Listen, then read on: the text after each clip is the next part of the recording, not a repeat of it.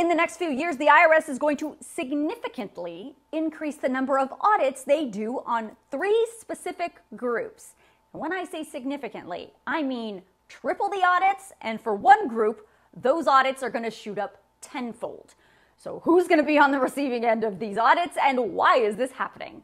Well, the IRS recently released updates to its strategic operating plan, which the agency is required to complete by Congress to prove exactly how they're using all that money lawmakers gave them in the Inflation Reduction Act. Remember, Congress gave them tens of billions of dollars. Well, that money all needs to be accounted for, and this report outlines how they're going to spend it.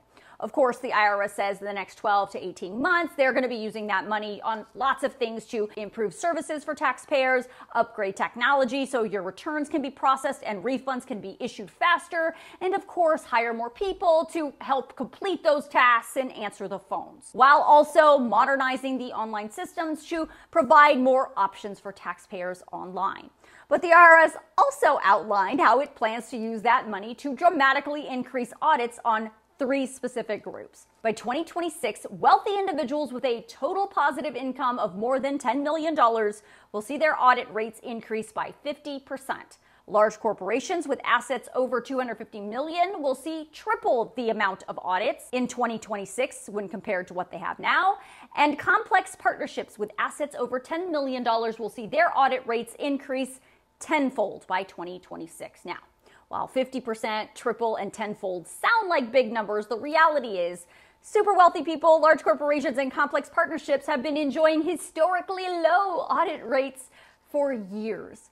That's because, as I've been reporting for years, it's very expensive and difficult to go after these people and businesses, and the IRS simply didn't have the funding or the manpower to do it until now. So when you put those new 2026 audit rates into context compared to like 2019, the double audit rate for the wealthiest will go from 11% in 2019 to 16.5% in 2026.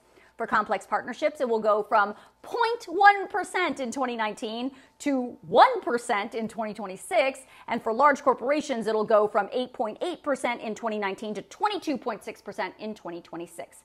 Now, the IRS specifically in this report says that the agency will not increase audit rates for small businesses and taxpayers making under $400,000. Those rates remain at historically low levels. How low? According to the most recent report, in tax year 2021, on average, the audit rate for normal taxpayers was 0.2% of more than 161 million returns filed that year.